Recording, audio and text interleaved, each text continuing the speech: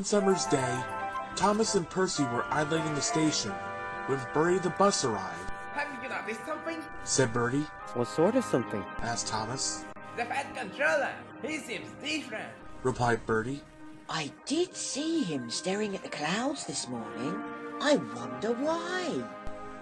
The reason was simple. It was Lady Hatt's birthday, and Sir Topham had a new outfit.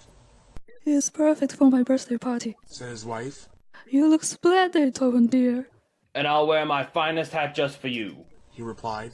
Your birthday is a special occasion. Quite so. Don't be late. Don't worry, my dear. I shall be spick and span and right on time. Later that day, the Fat Controller had changed into his new suit.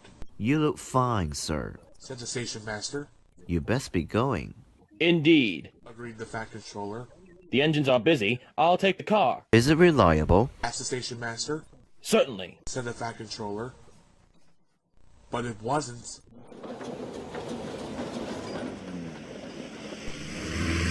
As he sped along, he suddenly saw a large hole in the road.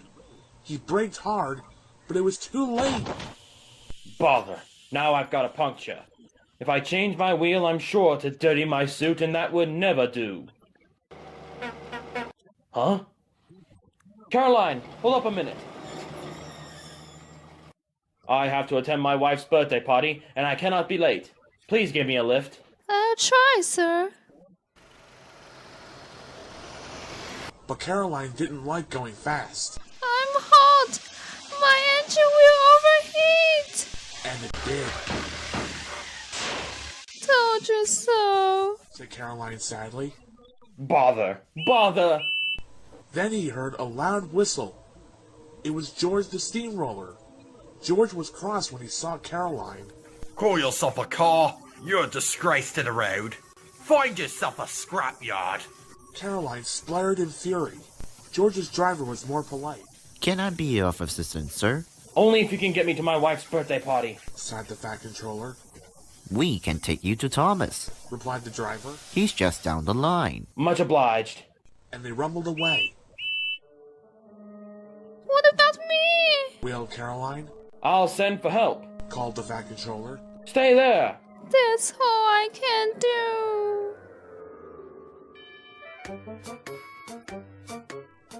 George was enjoying rolling along the lane, but not the Fat Controller. Oh, yuck.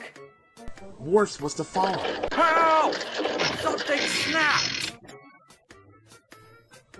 He veered out of control, and the Fat Controller landed in a muddy ditch close to where Thomas was taking on water. Bother. Ugh, bother. Thomas had never seen the Fat Controller in such a mess.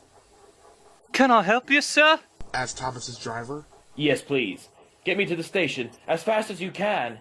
I'm afraid our fireman's taken ill. Then I'll be your fireman, sighed the Fat Controller. Thomas was excited.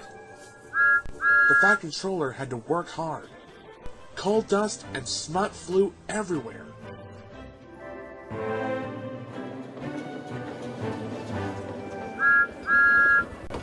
At last, they reached the station.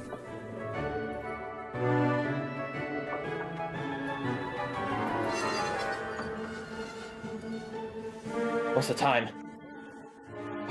Just made it. He gasped. He hurriedly picked up a huge bunch of flowers.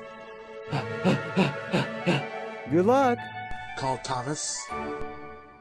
The Fat Controller's wife was waiting for him. As the clock struck 3, there stood Sir Topham Hatt, tired but triumphant. Oh, here you go, my dear. Well, thank you, my dear. I knew this was my special birthday party, but I didn't know it was fancy dress. Oh dear. And then the party began.